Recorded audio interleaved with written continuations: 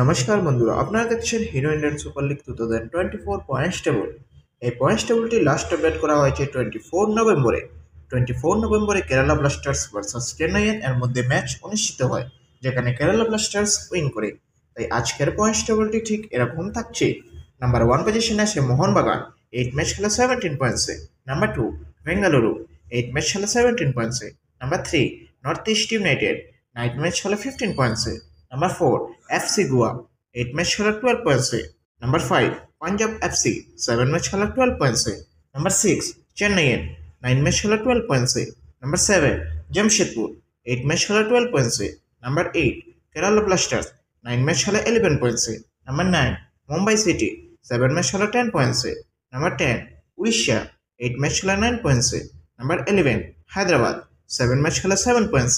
Number 12, Mohammedan FC, 7 match খেলে 5 পয়েন্টসে। Number 30 east Bengal, 7 match খেলে 1 পয়েন্টসে।